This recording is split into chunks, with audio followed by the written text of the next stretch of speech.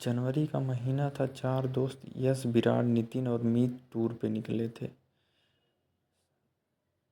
सबसे पहले वे लोग पहुंचे आगरा फोर्ट। रात काफ़ी हो चुकी थी, कड़ाके की ठंड पड़ रही थी।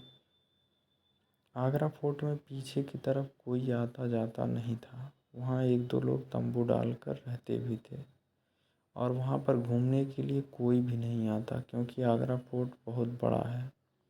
यश अपने दोस्तों के साथ वहीं पर बैठा था। ठंड काफ़ी हो रही थी, इसीलिए उन लोगों ने आग जला ली। उन्हें डर था कहीं यहाँ पर कोई आ न जाए उन्हें डिस्टर्ब करने के लिए। रात में के करीब 2 बज रहे थे, इसीलिए वहाँ पर किसी के आने की कोई संभावना नहीं थी। चारों दोस्त आग जलाकर आपस में बातें कर रहे थे। क्या मस्त जगह है, कभी यहाँ पर राजा महाराजा लोग रहते होंगे। सैकड़ों सैनिक यहाँ पर खड़े रहते होंगे जहाँ पर हम लोग बैठे हैं। हो सकता है यहाँ पर कितने लोग मारे गए हों, पर आज इतने बड़े किले खाली हैं। अब यहाँ कोई घूमने के लिए नहीं आता। अच्छा हुआ हम लोगों ने कोई होटल नहीं लिया और हम लोग अब आगे भी कोई होटल नहीं लेंगे।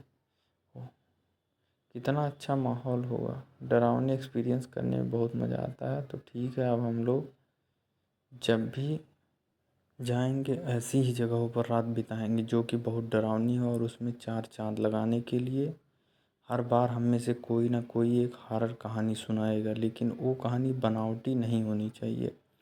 सच में उसके साथ वैसी ही घटना घटी होनी चाहिए, क्योंकि हर किसी के साथ कभी ना कभी डरावनी चीज़ें तो बहुत ही होती हैं और ना तो ठीक है।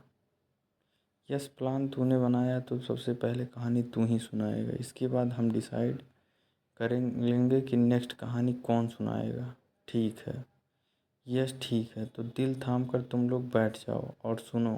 विराट, यह कहानी तुझे ज़रूर पता है कि तेरे साथ जो एक्सीडेंट हुआ था, मैं वही कहानी सुनाने वाला हूँ। अच्छा, वो कहानी सुनाने जा रहा हूँ तो यार उस बारे में मैं सोच लेता हूँ ना तो मेरे रोंगटे खड़े हो जाते हैं।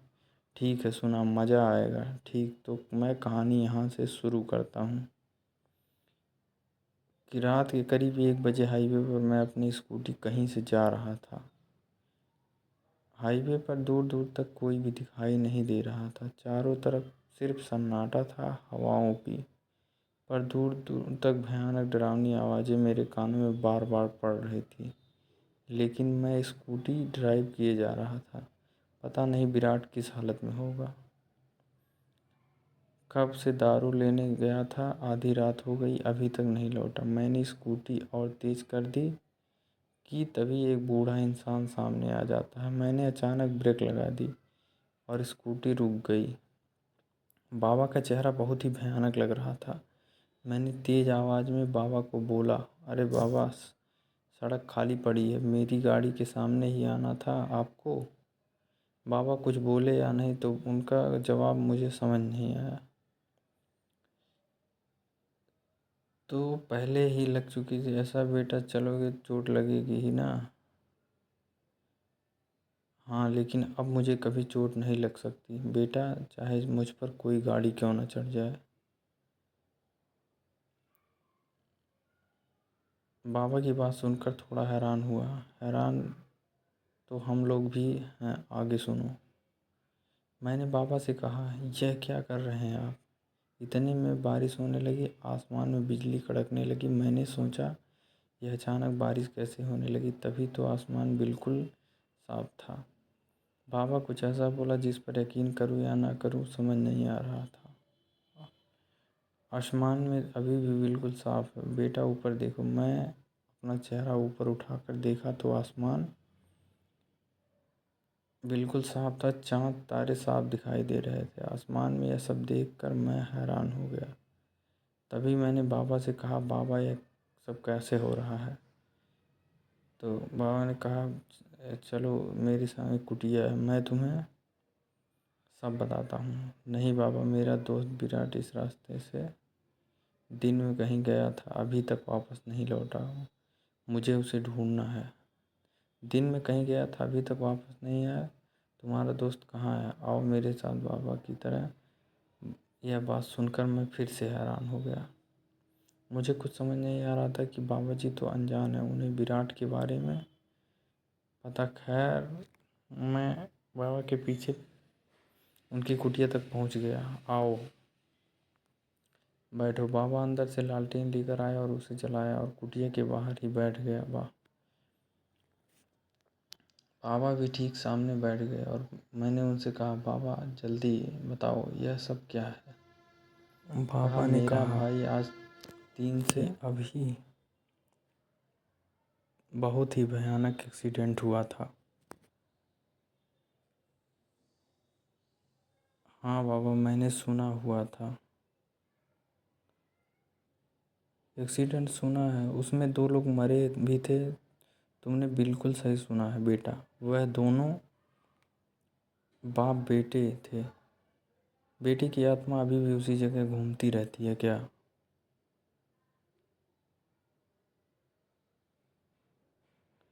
हाँ, और उसकी आत्मा गलत आत्मा के चक्कर में पकड़कर खतरनाक हो गई है। अब वह उस रास्ते में निकलने वाले की जान ले लेता है। बाबा की यह बात सुनकर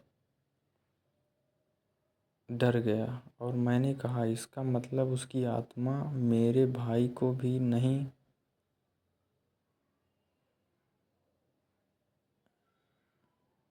अभी तुम्हारा भाई उसकी कैद में है, मरा नहीं है, उसको उस पर है। विराट को अभी तक मारा नहीं था। यह बात बाबा को कैसे पता थी? पूछा, यह सब आपको कैसे पता? मुझे समझ नहीं आ रहा बाबा। सब कुछ सब समझ आ जाएगा, थोड़ी देर रुको बेटा, पूरी बात सुनो। जो बारिश हो रही है यह नेचुरल बारिश नहीं है, उसकी आत्मा ने कराई है। बाबा, मेरा दोस्त विराट बहुत डरपोक है, वो तो डर कर ही मर जाएगा। प्लीज़ कुछ कीजिए। जब आप इतना कुछ जानते हैं, बचा भी सकते हैं ना? बचा सकता हूँ, लेकिन उसके लिए तुम्हें उसी जगह जाना होगा जहाँ एक्सीडेंट हुआ था। आप नहीं चलोगे मेरे साथ बाबा? मेरा यहाँ रहना ज़रूरी है, तुम जाओ। तुम्हारा दोस्त बच जाएगा। अगर ज़रूरत पड़ी तो मैं तुरंत आ जाऊँगा। ठीक है बाबा, चलता हूँ। मेरे भाई को बचा लेना, फिक्र मत करो। वहाँ से उठ अपनी स्कूटी स्टार्ट की और चला गया। जैसे ही वहाँ पर मैं पहुँचा, अचानक बारिश तेज़ हो गई, हवाएं तेज़ हो गई। भयानक आत्माएं विराट को घेर कर वो उसे डरा रही थी। वह नज़ारा बेहद खौफनाक था। विराट धीरे धीरे दबी आवाज़ में रो रहा।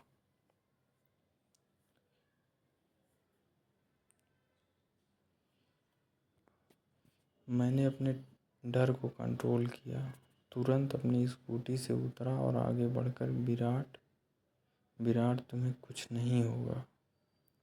विराट ने जैसे ही मुझे देखा, उसके चेहरे पर थोड़ी राहत दिखी।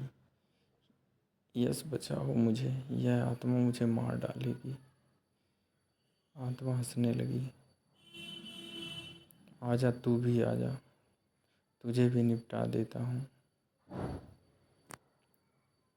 आत्मा हंसी फिर से और बोली। तभी अचानक बारिश रुक गई। आसमान में बिजली कड़की, जिससे एक तेज रोशनी पैदा हुई और तभी मैंने देखा कि वहाँ पर बाबा आ गए थे। तुम यहाँ से चले जाओ पापा, ये दोनों मेरे शिकार हैं, इन दोनों को तुम कुछ नहीं करोगे।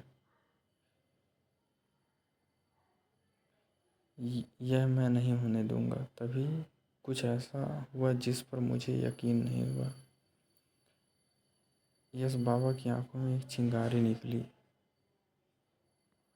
जिसे आत्मा जलकर खत्म हो गई। और बाबा, यह तुमने क्या किया? बाबा की आत्मा पापा क्यों बोल रही थी? इस बात से बहुत हैरान हुआ मैं, और बहुत हैरानी से बाबा को देख रहा था। हैरान मत हो, 2 दिन पहले जो एक्सीडेंट हुआ था, मैं और मेरा बेटा ही मरे थे उस एक्सीडेंट में। ऐसा बाबा ने बोला। इतना बोलकर बाबा धुआं बनकर आसमान में उड़ गए और इन सब के बीच विराट भागकर मेरे पास आया। आ गया, तू आ गया तो कुछ नहीं होगा। रात को स्कूटी पर बैठाया और वहाँ से चल पड़ा। वाह यार विराट, वैसे ही तू स्कूटी से बाबा से टकराया था ना, और उन्हें कहा था कि अब मुझे चोट नहीं लग सकती, चाहे कुछ गाड़ी हो चढ़ जाए। तभी मुझे हल्का हल्का डाउट हो गया था बाबा के ऊपर। तभी अचानक किसी के कदमों की आने की आवाज़ सुनाई देने लगती है। चारों दोस्त बिल्कुल चुप हो जाते हैं। लगता है कोई सिक्योरिटी गार्ड। हाँ, जैसे वह कदमों की आवाज़ उनके पास आती है आकर रुकी। यह सब विराट हैरान हो गए। बाबा आप यहाँ? मीत, नितिन, यह वही उन्हीं बाबा की आत्मा है। अब भागो यहाँ से। नितिन और मीत डर कर वहाँ से भाग गए।